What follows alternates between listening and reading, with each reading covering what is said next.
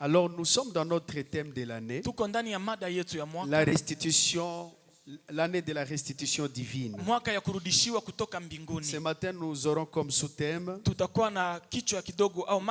la restitution des années perdues.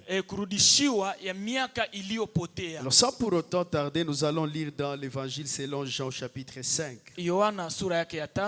À partir du 1er au 8e verset. Est-ce que nous pouvons honorer la parole de Dieu juste en nous mettant debout pour ceux qui le peuvent? Pour ceux qui le peuvent, juste se mettre debout, honorer la parole de Dieu. C'est un texte que nous connaissons tous. Jean 5, 1 à 8. Si vous y êtes, nous pouvons commencer la lecture.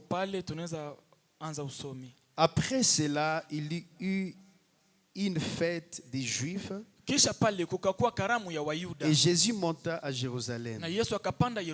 Or à Jérusalem, près de la porte des brebis, il y a une piscine qui s'appelle en hébreu Bethesda et qui a 5 portiques. Sous ces portiques étaient couchés en grand nombre les malades, des aveugles, des boiteux, des paralytiques qui attendaient les mouvements de l'eau. Car un ange descendait de temps en temps dans la piscine et agitait l'eau. Et celui qui descendait le premier, après que l'eau avait été agitée, était guéri. Quelle que fût sa maladie. Là se trouvait un homme malade depuis 38 ans. Jésus l'ayant vu coucher et sachant qu'il était malade depuis longtemps, lui dit: veux-tu être guéri? Les malades lui répondirent: Seigneur, je n'ai personne pour me jeter dans la piscine quand l'eau est agitée. Et pendant que j'y vais, un autre descend avant moi. Lève-toi, lui dit Jésus. Prends ton lit et marche. Nous sommes dans Joël 2, 25. La Bible dit: je vous rendrai les années qu'ont dévoré la sauterelle, les grillons, les criquets et la chenille. Parole de l'Éternel. Que Dieu vous bénisse. Amen, amen. La restitution des années perdues. Alors, bibliquement, quand on parle de la restitution, cela a deux sens. Il y a la première restitution, c'est la restitution qui est en rapport avec la repentance. Et c'est ce qui s'est passé chez Zachée. C'est-à-dire, tu as commis un péché et puis tu veux te repentir, et à force d'être brisé dans ton cœur, tu dis: il y a quelque chose que j'avais abîmé que je dois réparer. Par exemple, tu as volé quelque chose d'autrui et tu manques la paix dans ton cœur. Le Saint-Esprit te convainc de te repentir. Tu vas te repentir devant Dieu, il va te pardonner. Mais tu dois prendre la chose d'autrui, tu payes ça. Tu donnes ça, tu rends ça au propriétaire. C'est ça le premier sens de la restitution. La deuxième restitution, et qui est au centre de notre thème de cette année, C'est par rapport à la restauration que Dieu fait dans la vie d'une personne. Donc tu es passé par beaucoup d'épreuves. Tu as subi beaucoup d'attaques. Tu as été malade. Là, nous pouvons voir le cas de Job. Par la saison d'épreuve, cette saison avait fait 9 mois. Il a perdu tous ses enfants. Il a perdu tous ses biens. Il a perdu même les amis. Et même la relation avec sa femme avait été affectée. Et quand Dieu l'a restauré, il lui a restitué d'autres enfants. Dieu lui a redonné une autre richesse, au double même.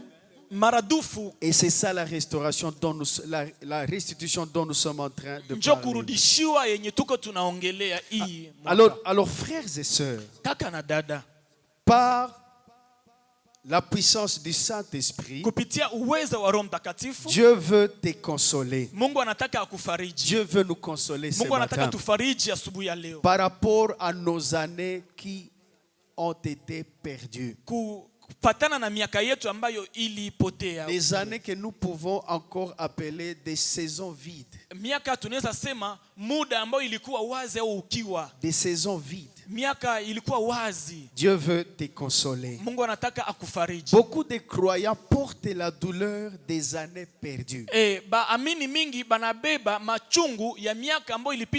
Ils peuvent compter des années sans progrès. Des années de stagnation. Années de souffrance. Années d'erreur. Année de silence. Année de silence. Alléluia. Amen. Alléluia. Amen. Il y a de ces gens qui ont été affectés émotionnellement, spirituellement et même physiquement.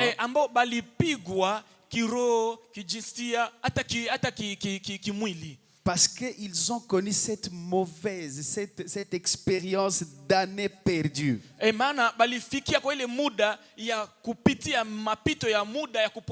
Par exemple, une personne, un jeune homme qui étudie jusqu'en 6e secondaire sans pour autant refaire la classe.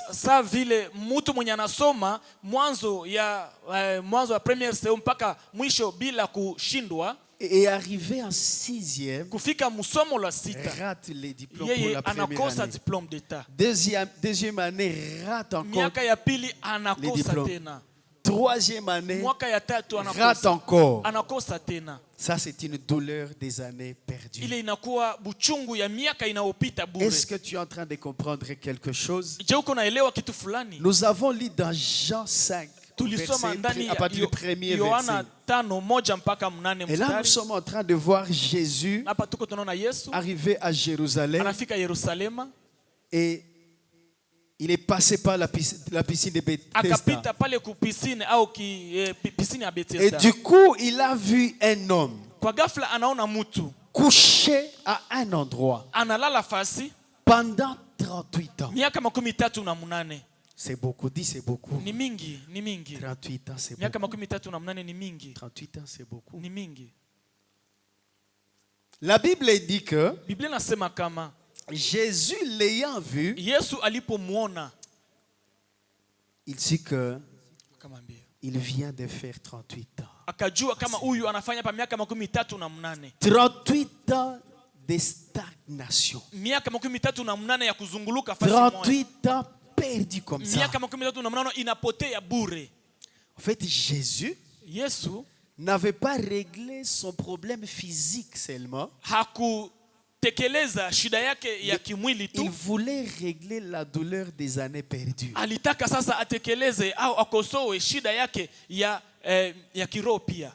N'est-ce pas que ça peut t'arriver aussi, ça t'est déjà arrivé? Tu comptes les années depuis que tu as eu ton diplôme de licence. Unahesabia miaka tangia ulipata diplome ya Et licence. quand tu fais le bilan de 5 ans écoulés, na saa unaangalia miaka 5 yenye ilipita, aucun emploi, hakuna kazi, aucun projet réussi, hakuna muradi na faulu, tu n'as pas servi le Seigneur, au kumtumikia Mungu, tu n'es pas stable dans ce que tu fais, au kustawi mubia unafanya. Et au finish, tu te dis, na mwisho wa yote, toutes ces années, ile miaka yote, écoute, ina mai, inatumbukia mumai, inalobana bure, yote inapotea bure. Tout passe comme ça. Ça, c'est une douleur que Dieu veut régler dans ta vie. Ile ni magumu, ni buchungu yenye Mungu anataka akosoe, arekebishe maisha yako. Les années perdues. Miaka iliyopita bure. Les années perdues. Miaka tuliyopoteza. Hallelujah. Amen. Et cet homme ne pouvait pas bien expliquer ce qu'il veut que Jésus fasse pour lui. Na ule mtu angeweza kuelezea Yesu anataka Yesu mfanyie nini. Parce que les années perdues peuvent plonger la vie d'une personne dans la dépression même. Na maisha ya kupoteza inaweza tumbukiza mtu anakuwa ndani ya kujikosa au buchungu, anapoteza na akili. Tu te rends compte que une grande personne commence à avoir des comportements d'un enfant. Na unaona mtu mkubwa miaka mingi lakini anaanza kujikamata sasa vile mtoto. Parce qu'il a fourni beaucoup d'efforts pour trouver une percée, il n'a pas eu cette percée. Alitumika na nguvu zake zote atobole, asogee mbele me anabakia na kuama. Et quand il voit sa génération, lakini sana naona benzake ya miaka, et qui ne sont même pas très supérieurs. Même à l'école, je pouvais avoir beaucoup de points plus que eux-mêmes. Hata kumasomo nilikuwa natumika, kichwa yangu ilitumika mzuri kushinda kichwa yabo. J'ai été discipliné plus que eux-mêmes. Nilikuwa najiheshimia na nilikuwa na kanuni kubashinda. Voilà là où ils sont. Ona biko mbali. Moi je suis encore ici. Mimi ningali hapa. C'est ce que cet homme disait à Jésus. Unjole mtu alikuwa anaambia Yesu. Moi je suis là. Mimi niko tu hapa. Dès que l'eau s'agite, je me précipite pour y arriver. Mais quelqu'un d'autre vient avant moi et plonge dans l'eau et obtient son miracle. Je suis devenu. Je suis là pour assister au miracle des autres. Amateur des autres.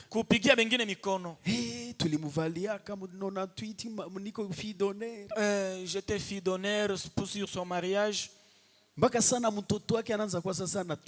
Et son enfant maintenant commence à m'atteindre à la taille. Que cette dépression causée par les années perdues soit réglée par la puissance du Saint-Esprit ce matin. Alléluia. Amen. Alléluia. Amen. Alléluia. Amen. Amen. Amen. Amen. Les années perdues peuvent créer ou amener une sorte de découragement dans le cœur d'un vaillant. Inaweza leta kuvunjika moyo na kuachilia ndani ya roho ya mtu mwenye nguvu au mtu mwenye kibamba. Une personne qui était courageux, mtu mwenye alikuwa na bidii, très zélé, alikuwa kabisa na bidii, très responsable, na nguvu na majukumu, ils peuvent devenir un vaillant découragé. Anaweza kuwa mwenye nguvu mwenye anakosa nguvu sasa. À cause de ce poids des années perdues. Ajili ile buzito wa miaka iliyopotea bure. Alors ce matin il y a une bonne nouvelle. Asubuhi ya leo kuna kuwa habari njema. Dieu a dit à son peuple Israël, Mungu aliambia taifa ya Israeli par la bouche de son serviteur Joël, kupitia kinywa ya mtumishi wake Yoeli, il n'a pas promis de restaurer les biens ou la richesse. Hakuahidi kurudi kurekebisha mambo ya vitu au utajiri. Mais Dieu a fait une promesse à son peuple Mungu aliahidia taifa de remplacer toutes les années kubadilisha au kugomboa miaka yote qui avaient été dévorées par les sauterelles. Ambayo ilikuliwa na nzige. Et dans nos vies, il y a des sauterelles spirituelles. Le péché, c'est une sauterelle spirituelle. Un péché non confessé. Ça, c'est une sauterelle spirituelle. Ce qu'on appelle la procrastination. Vouloir toujours reporter l'obéissance à Dieu que tu devrais avoir aujourd'hui. Tu dis, j'obéirai toujours, il y a encore du temps.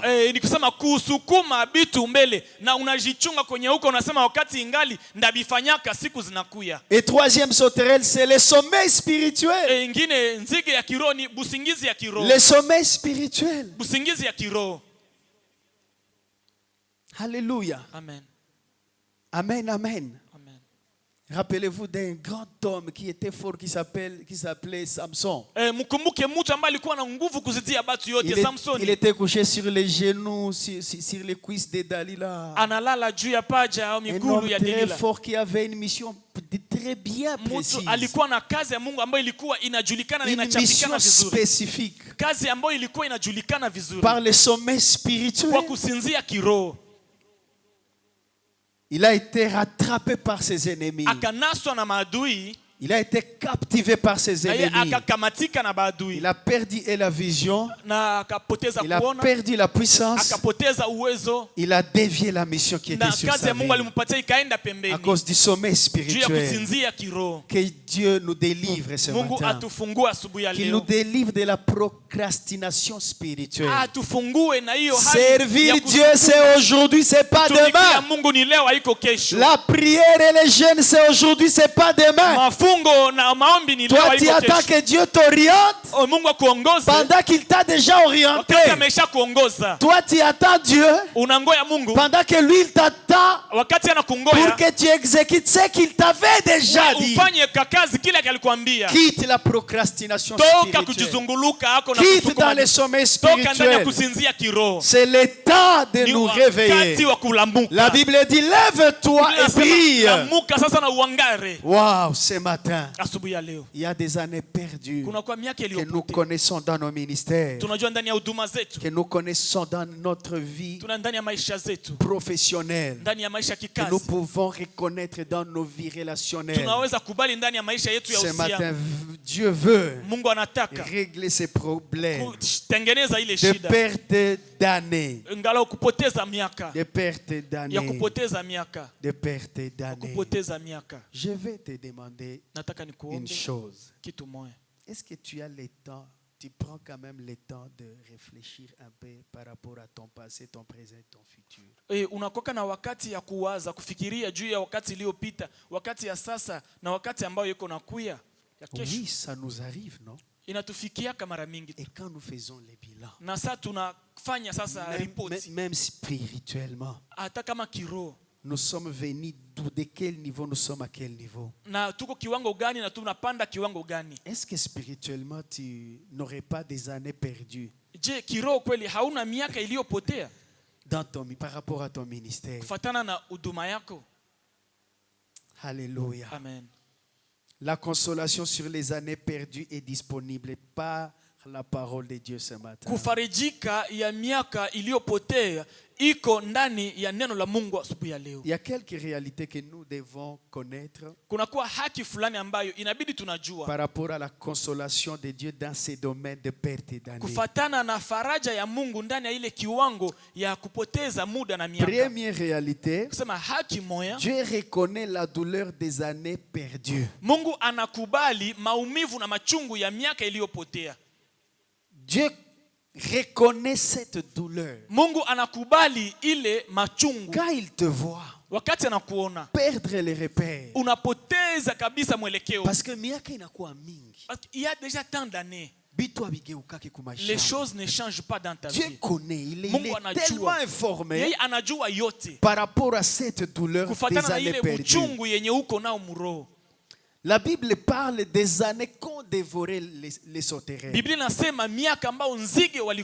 Dieu voit bien les années où le temps gaspillé. Dieu connaît les saisons vides de ta vie. Dieu comprend les efforts sans fruit. Je vais reprendre. Dieu voit le temps gaspillé. Voilà pourquoi Dieu étant dans les ciels, quand il a vu son peuple en Égypte, il l'a vu sur sa montre. Il a lu son agenda par rapport au dessein de son peuple. Dieu s'est dit, normalement, après 400 ans, il serait déjà dans la marche vers Canaan. Et 30 ans s'est ajouté. Les 30 ans n'étaient pas dans le calendrier de Dieu. Voilà pourquoi il y a les gens, leur vie ne change pas. Et ils disent, Mungu anajua tu. Mungu anajua. Mais Mungu iko nakwambia ushapoteza miaka mingi sana. Ce matin, Dieu veut restituer ces années perdues au nom de Jésus. Alléluia. Amen. Et 30 ans après, qui se sont ajoutés aux 400 ans, Dieu voit son serviteur Moïse. Et il descend. Il lui dit, j'ai vu, j'ai entendu, et je descends pour agir. J'ai vu mon peuple. Pour dire, je comprends les circonstances dont ils sont en train de traverser. Des travaux forcés qu'ils sont en train de faire. Bien qu'ils peuvent montrer qu'ils ont des valeurs. Ils sont humbles au devant des pharaons et toute Égypte. Ils sont en train de construire des pyramides. Bien que ni batoto bazuri bakujishusha, mais haiko mapenzi yangu. Ils sont là en train de faire ça, ils s'humilient. Ce n'est pas ça ma volonté pour maintenant. Il se peut que l'humiliation que tu es en train de vivre aujourd'hui, ça se passe dans ton temps, c'est pas dans le temps de Dieu. Tu es en train de te rechercher à Canaan. Tu serais déjà à Canaan. Tu serais déjà avec ta famille établie, restaurée.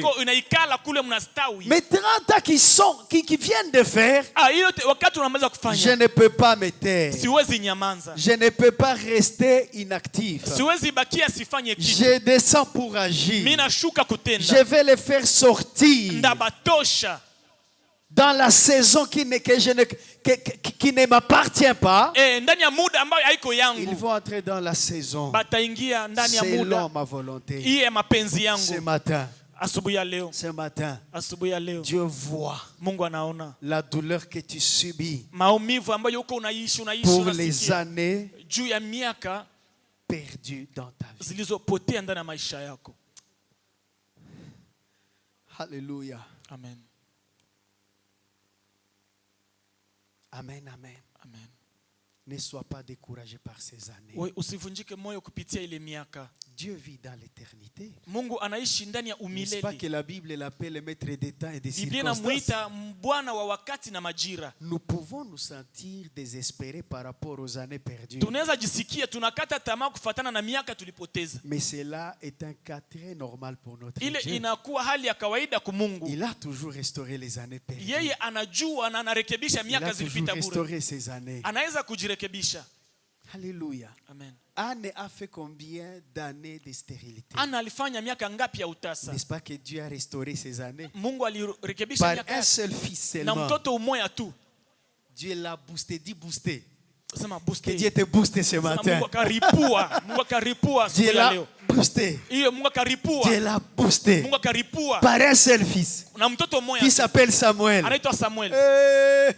Samuel a effacé toutes les larmes que Anne avait pleurées. Samuel a effacé même l'existence de tous les enfants de Pénina. Anne a restauré l'honneur de sa mère.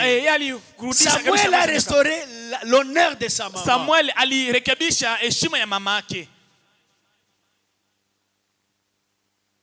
Tu sais satisfaire celui qui te cherche, celui qui te cherche, tu en es capable. Dieu va te booster ce matin. Mungu atakuripua. Alléluia. Amen. Et cet homme de la piscine de Bethesda, na ule mutu wa chemchemu ya Bethesda, Dieu l'a regardé, Jésus l'a regardé. Yesu alimwangalia. Il a dit 38 ans. Miaka 38 Tu es parti dans la profondeur de la douleur. Ulienda ndani ya kindani kilindi ya maumivu. Tu as été humilié suffisamment. Uliaibika ya sawa sawa. Imaginez-vous, docteur.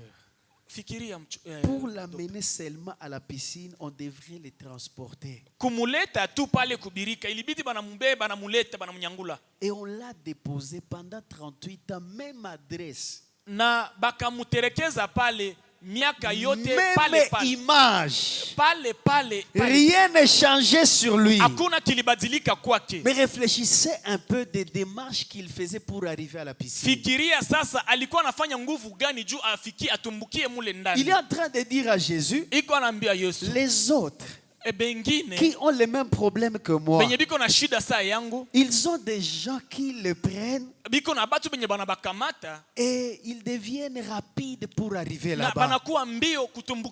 Moi, je suis en train de me demander, où papa papa faisait quoi pour arriver là-bas? Il fournissait beaucoup d'efforts. Parce que lui, il dit que moi, en y arrivant, il y a quelqu'un qui venait avant moi pour dire qu'il allait jusqu'à la porte de la piscine. Et c'est ce que j'ai appelé les efforts sans fruit.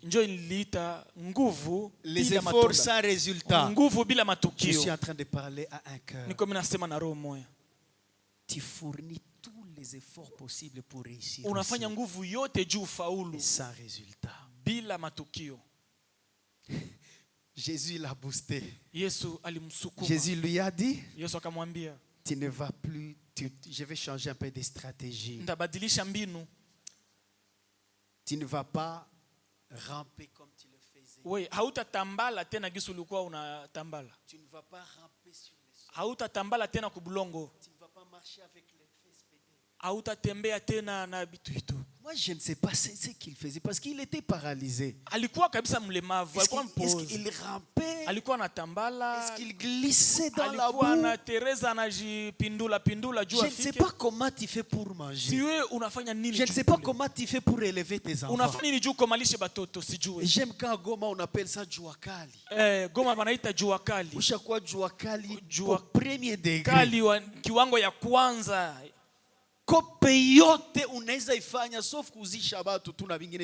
Tu peux tout faire sauf vendre les humains. Ces efforts-là, tu les as fournis. Et Jésus lui dit, je vais te booster. Ils vont t'attendre à la piscine. Mais ils vont te voir en train de défiler à la piscine. Tu vas défiler. Tu vas défiler. Tu vas marcher tête haute. Tu ne vas pas faire ça comme tu le faisais. Tu ne vas pas reprendre la même chose. Tu ne vas pas reprendre les mêmes stratégies. Jésus lui dit, lève-toi. Marche. Tu as marché, recule un peu. Prends ton lit. Il a pris le lit. S'il a mis sur la tête, marche avec. Pas seulement sur la piscine. Même ceux qui t'avaient déposé, ils vont te revoir rentrer à la maison. Ils t'avaient peut-être prêté les lits. Tu vas rendre les lits. Ce matin, je prophétise sur ta vie. Dieu va te booster. Toutes les années perdues seront restituées. Tu vas pouvoir rendre. Tu vas aider ceux qui t'ont aidé. Tu vas donner les repos pour ceux qui t'ont cherché. Les repos, tu ne vas pas te venger parce que le miracle de Dieu est à ton rendez-vous. Que Dieu te booste. Il connaît les années perdues que tu as vécues. C'est un problème. C'est un problème. C'est un problème qui produit une humiliation extraordinaire. kuaibika haya maisha. Vous savez qu'il y a des maisons qui abritent des hommes et des femmes qui ne peuvent plus sortir parce qu'ils ont vu les années. Ça devient beaucoup. Ça devient beaucoup. Ça devient beaucoup. Jusqu'à ce que dans le quartier on t'appelle Shanga, la tante des enfants.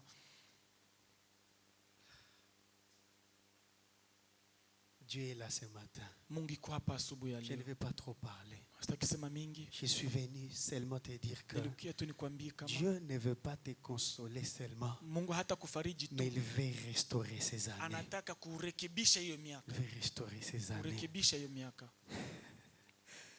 La récolte sera tellement grande que, en fait, quand Dieu dit je vais te restituer, je vais restaurer ces années qu'ont dévoré les sauterelles, ça veut dire je vais agir de manière que tu vas oublier tout de ton enfance.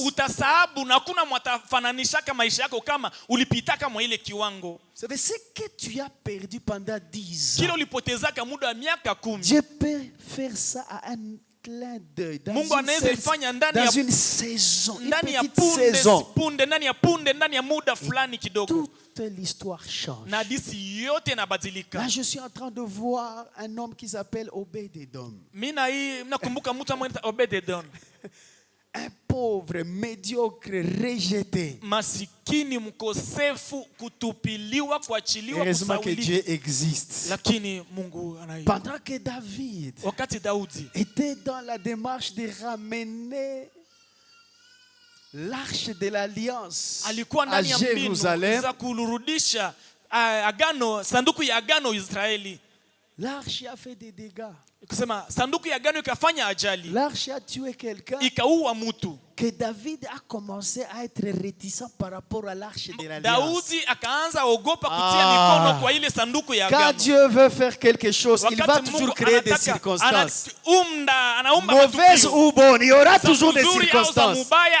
Mauvaises ou bonnes, il y a toujours des circonstances.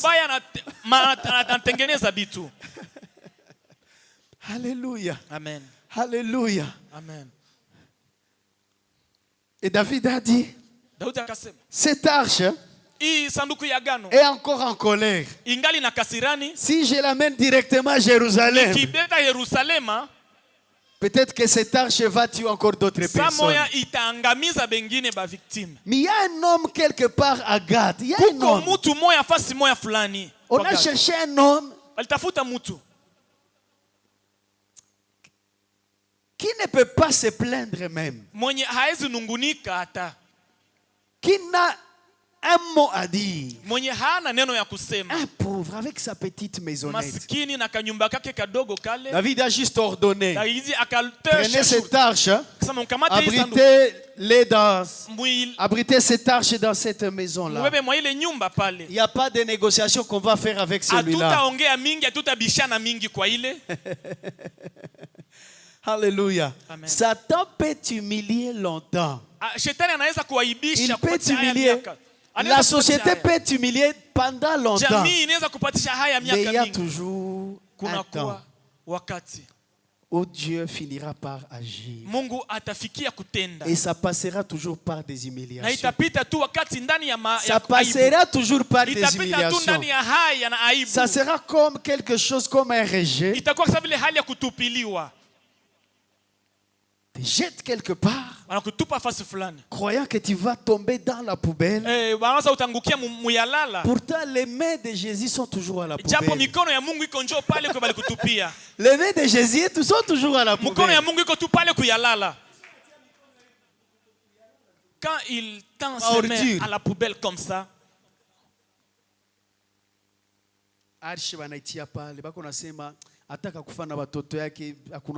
ils ont déposé l'arche dans la maison de cet homme. Il disait, même si lui mourait, même si toute sa famille partait, il n'y a pas de problème. Depuis le jour que l'arche est arrivée dans la maison, la vie a commencé à changer. Tout a commencé à fleurir. La Bible dit qu'après 3 mois, c'est quand la nouvelle s'est répandue jusqu'à la capitale, jusqu'à Jérusalem. Imaginez-vous une nouvelle qui commence dans le village pour arriver à la capitale dans 3 mois seulement. C'est qu'Obed-Édom, il était déjà devenu célèbre et prospère au point que même le roi était au courant que l'arche a fait du bien à un homme quelque part.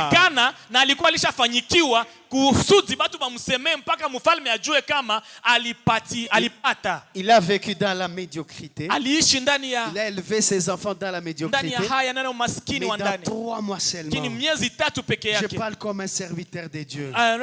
Compte à partir d'aujourd'hui que 3 mois qui va suivre soit une saison prophétique pour ta vie. Ces 3 mois deviennent une saison de restauration des années que tu as perdues. C'est que tu n'as pas pu avoir pendant 10 ans. Dieu peut le faire en 3 ans. Et il commence à partir d'aujourd'hui. 3 ans, c'est la propagation de la nouvelle. Mais le processus commence à partir d'aujourd'hui. Dès que tu reçois la sémence de la parole de Dieu, entre dans la nouvelle saison. Que Dieu te restitue toutes les mauvaises saisons que tu as connues. Dans le nom de Jésus, nous allons prier. J'ai préparé un long message, mais c'est ce que le Saint-Esprit me pousse à te dire aujourd'hui. Compte un peu les années que tu comptabilise 0 aujourd'hui. Dieu veut restaurer nos années perdues. Les années de douleur, les années d'humiliation, les années de peine perdue. Tu as investi ta vie dans tes enfants. Aujourd'hui, quand tu vois les bilans, rien de bon ne sort. Tu as investi, tu as fait un business. À un certain moment, tout a bardé, tu as tout perdu. Dieu veut te restaurer. Je suis en train de te parler d'un Dieu maître des temps et des circonstances. Un pasteur ne peut pas le faire. Papa, des simples paroles, je ne peux pas le faire. Même par mes prières, je ne peux pas le faire. Dieu veut le faire dans ta vie. Dieu veut le faire dans ta vie. Dieu veut le faire dans ta vie. Il a restitué Ruth qui avait perdu son mari. Ne lui avait laissé aucun enfant même. Dieu lui a fait entrer dans une nouvelle saison. Elle a rencontré Boaz. À partir de Boaz, elle est entrée dans la ligne de Jésus-Christ. Que Dieu te restaure les années, ne volez pas les autres derrière. Dieu ouvre une nouvelle saison dans ta vie. Dieu ouvre une nouvelle saison dans ta vie. Élève tes mains, nous allons prier. Nous allons prier. Nous allons prier. Mais je vais prier pour une personne. Depuis que j'ai commencé à prêcher, tu as senti que cette parole est pour toi. Tu as étudié. Tu n'es pas si mauvais. 5 ans, 6 ans, 10 ans. Les prophètes ont prophétisé sur ta vie. Les pasteurs ont prié pour toi. Tu ne vois aucun changement. Tu fournis beaucoup d'efforts. Il n'y a pas de résultat. Tu peux passer devant, nous allons prier pour toi.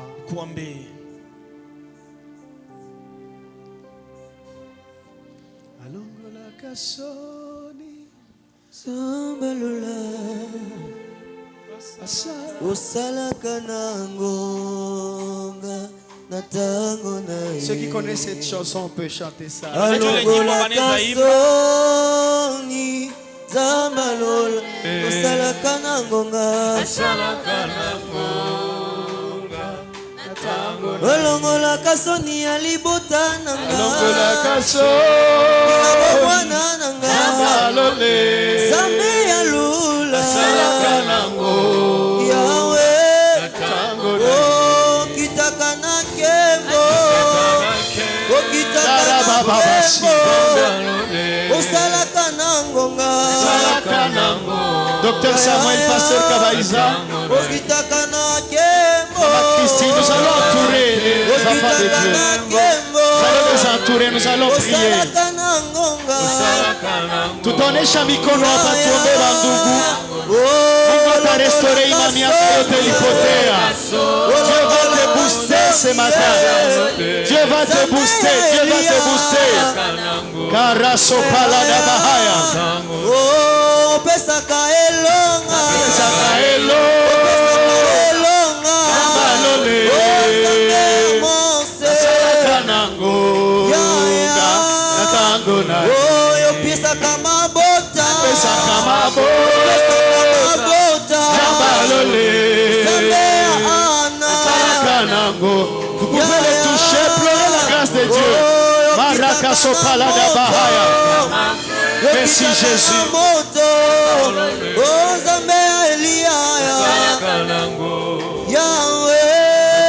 Wolongola kasoni alibotana Toni yabo mwana nanga Yahweh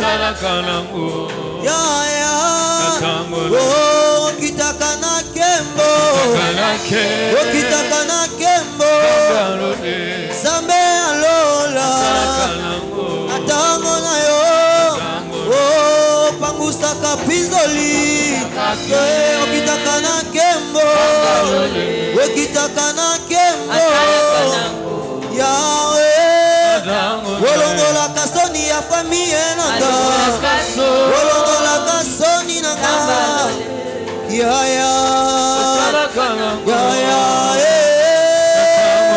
Oh pesaka elonga Oh pesaka elonga Zambe alola Yahweh Oh pesaka elonga Oh pesaka elonga Oh Yahweh Pasola lola Nokisambula Batomba mona bikamwa nayo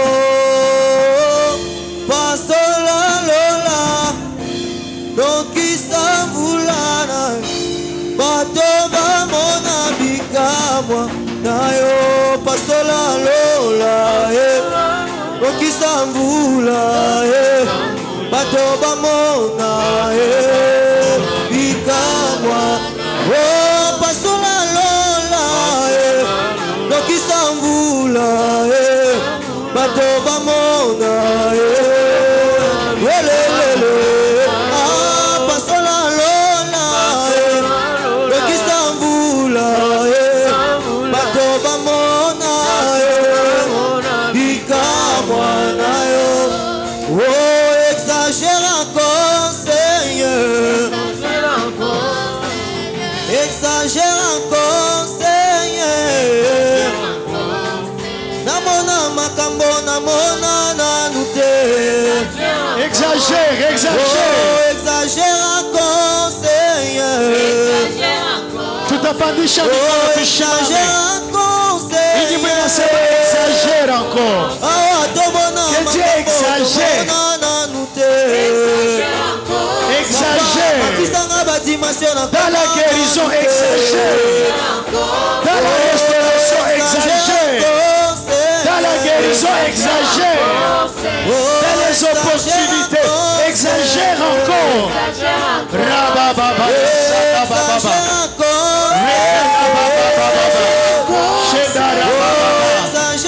Exagère encore. Seigneur. Élève ta main droite et restez debout. Si cela est possible, restez debout. Dis Seigneur Jésus, restitue mes années perdues. J'ai perdu beaucoup d'années dans l'humiliation. J'ai perdu beaucoup d'années dans les échecs répétés. J'ai perdu beaucoup d'années dans les blocages. J'ai perdu beaucoup d'années dans mes combats. Seigneur Jésus, soutiens-moi. Restaure mes années perdues. Restaure mes années perdues. Fais-moi entrer dans une nouvelle saison. Je vais récupérer tout ce que j'ai perdu. Dans le nom de Jésus. Touche ma vie. Touche ma vie. Booste-moi. Fais-moi entrer dans ma destinée. Je ne vais plus perdre le temps. Dans le nom de Jésus. Que tout esprit de retard, tout esprit de stagnation soit anéanti dans ma vie. Au nom de Jésus, je déclare qu'à partir d'aujourd'hui, j'entre dans ma saison de récupération. J'entre dans ma saison de restauration. J'entre dans ma saison de renouvellement. Je deviens une nouvelle personne. Je reçois mes bénédictions. J'entre dans ma saison et ma vie se transforme totalement. Dans le nom de Jésus. Prie en disant merci à Dieu. En acclamant très fort. Ayant la foi que la saison de perte de temps est finie. Cette saison est déclarée terminée dans ta vie. Au nom de Jésus. Au nom de Jésus.